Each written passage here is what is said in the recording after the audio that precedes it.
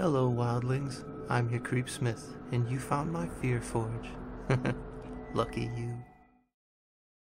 Tonight's story, The Conclusion of The Boogeyman by Stephen King. And for those who are sensitive to such things, trigger warning for racial slurs. Was the closet door open? A little, just a crack. Billings licked his lips. Joel was screaming about the boogeyman and something else that sounded like, claws. Only she said craws, you know.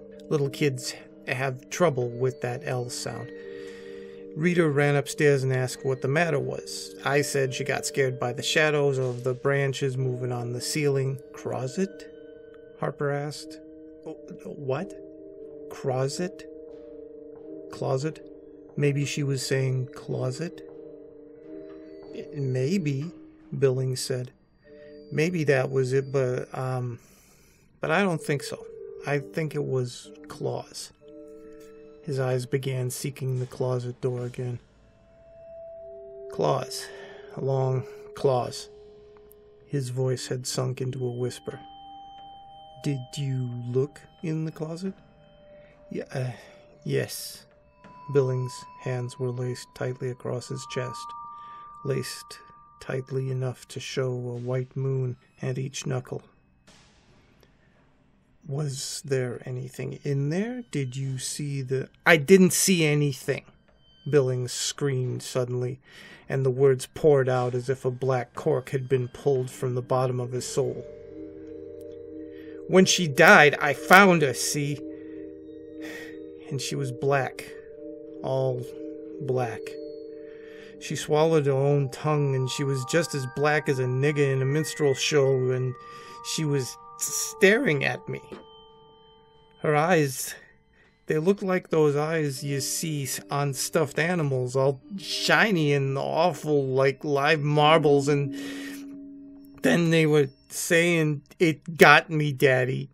You let it get me. You killed me. You helped it kill me."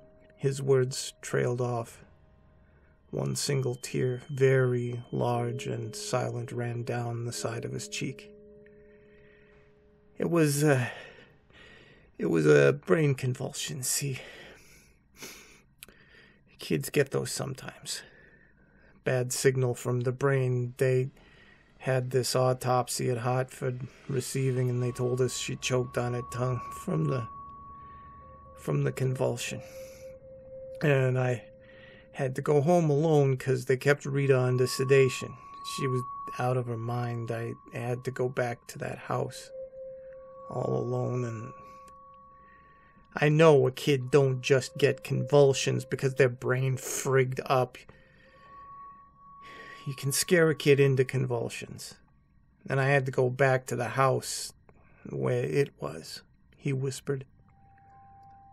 I slept on the couch with the light on. Did anything happen? I had a dream, Billings said. I was in a dark room and there was something that I couldn't quite see in the closet. It made this noise, this squishy noise. It reminded me of this comic book that I'd read when I was a kid. Tales from the Crypt. You remember that? Christ. They had this guy named Graham Ingalls. He could draw every god-awful thing in the world, and some that weren't in it. Anyway, in this story, this woman drowns her husband. See, she puts cement blocks on his feet and drops him into a quarry. Only he came back. He was all rotted and black and green, and the fish had eaten away one of his eyes, and there was seaweed in his hair. He came back and he killed her.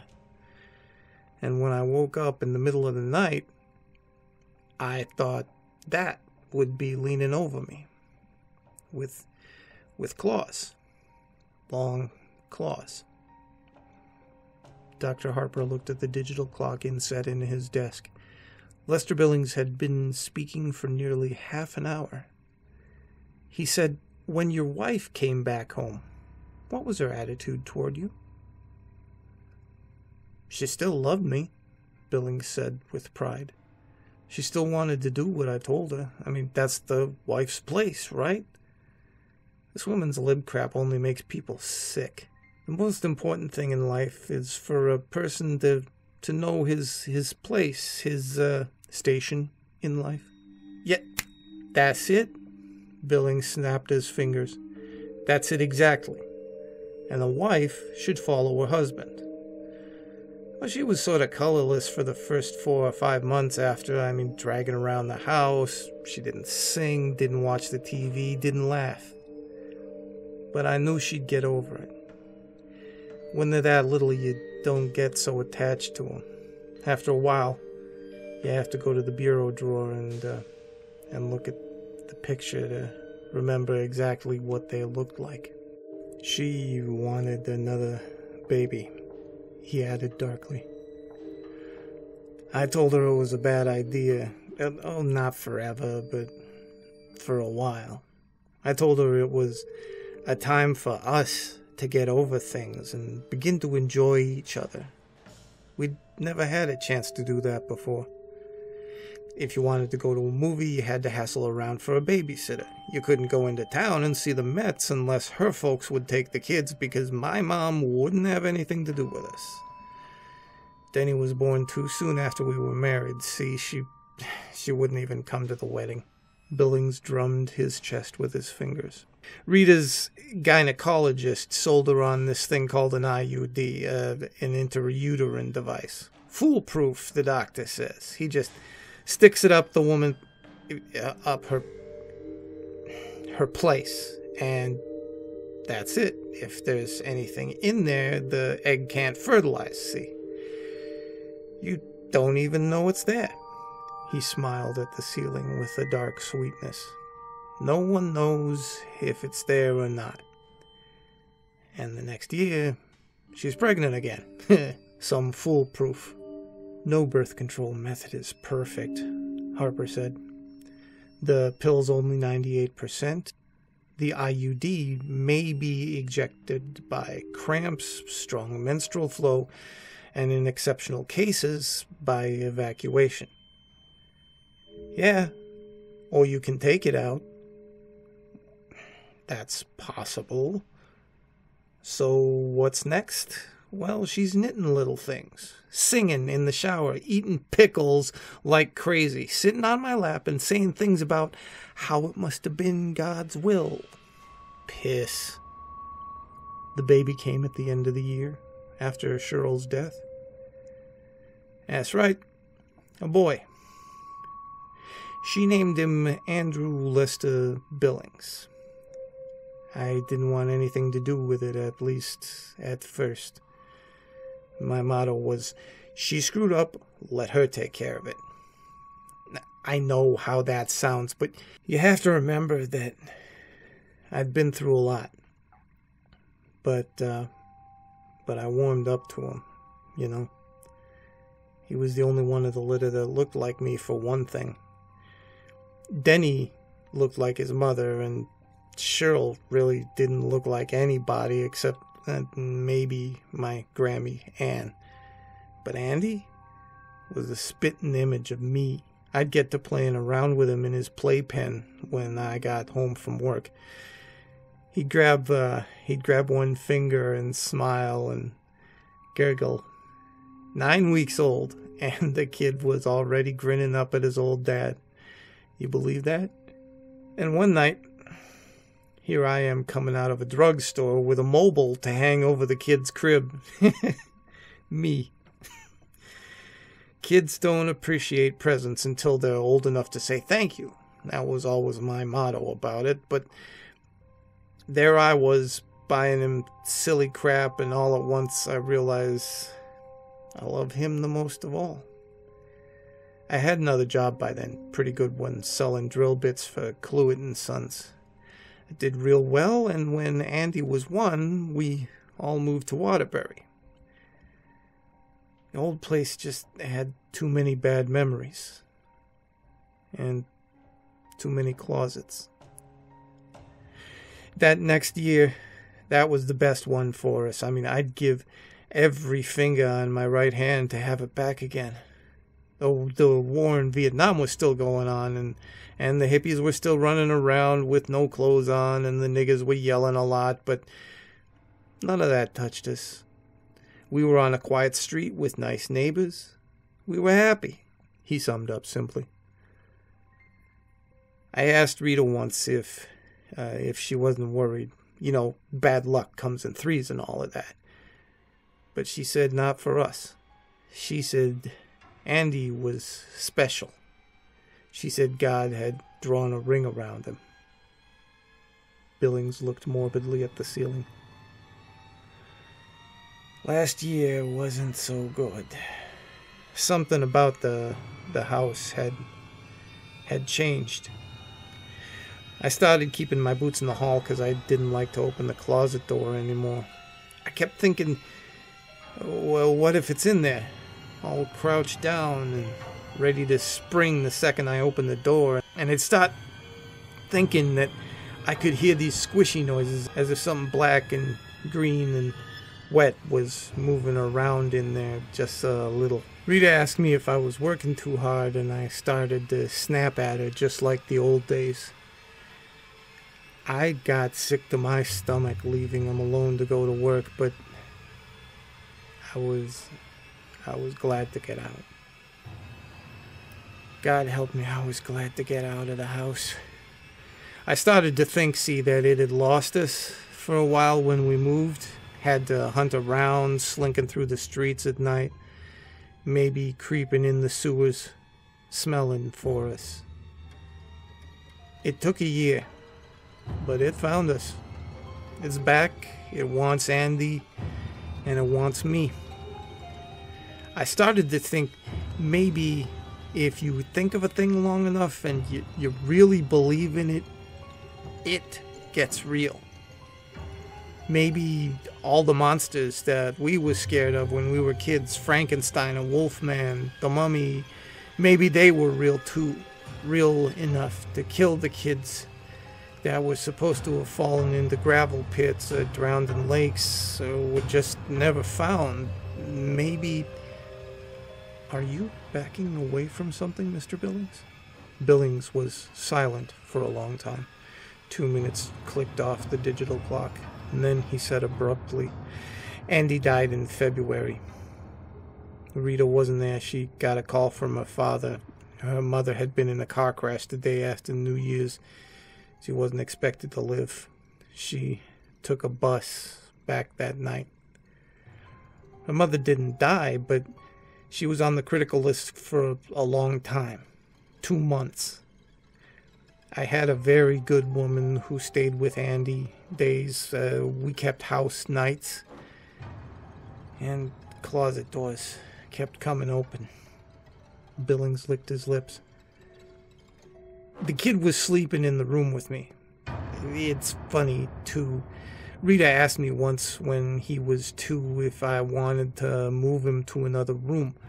Spock, or one of those other quacks, claims it's bad for kids to sleep with their parents. See, it's supposed to give them traumas about sex and all of that, but we never did it unless the kid was asleep, and I didn't want to move him. I was afraid to after Denny and Cheryl. But you did move him, didn't you? Dr. Harper asked.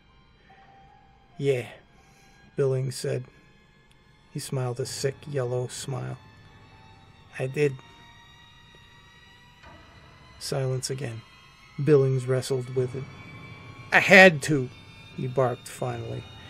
I had to. It was all right when Rita was there, but when she was gone, it started to get bolder. It started... He rolled his eyes at Harper and bared his teeth in a savage grin. Oh, you won't believe it. I know what you think. Just another goofy for your casebook. I know that, but you weren't there, you lousy smug head peeper. One night, every door in the house blew open wide. One morning I got up, found a trail of mud and filth across the hall between the coat closet and the front door. I mean, was it going out, coming in? I don't know. Before Jesus, I don't know. Records all scratched up, covered with slime, mirrors broken.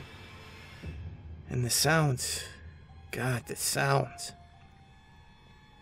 He ran ahead and through his hair. You'd wake up at 3 in the morning, look into the dark, and at first you'd say it's only the clock. But underneath it, you could hear something moving in a stealthy way. But not too stealthy, because it wanted you to hear it. A slimy sliding like something from the kitchen drain, or a clicking sound like claws being dragged lightly over the staircase banister. And you'd close your eyes, knowing that hearing it was bad, but if you saw it, and always you'd be afraid that the noises might stop for a little while, and then there'd be this laugh right over your face and a breath of air like stale cabbage on your face, and then hands on your throat. Billings was pallid and trembling, so I moved him. I knew it would go for him, see, because he was smaller, weaker. And it did. That very first night, he screamed in the middle of the night, and then finally when I got up the cojones to go in there, he was standing up in his bed and screaming, "The Boogeyman, Daddy, Boogeyman! Why go with Daddy? Go with Daddy!" Billings' voice had become a high treble like a child's. His eyes seemed to fill his entire face. He almost seemed to shrink on the couch.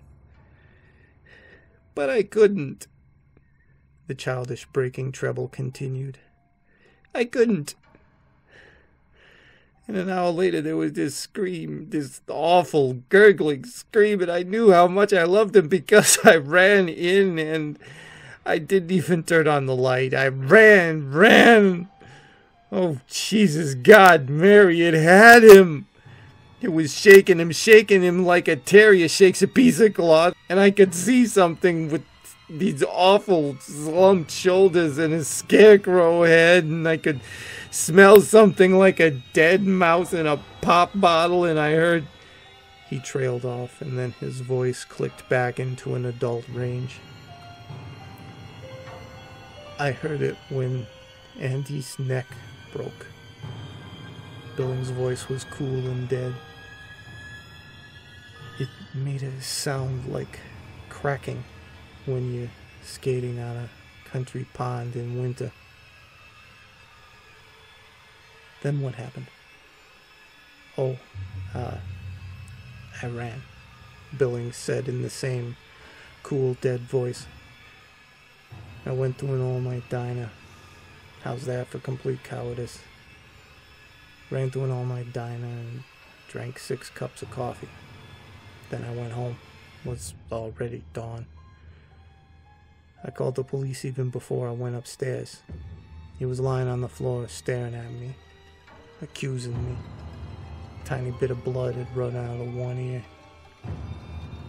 Only a drop, really, and the closet door was open, but just a crack."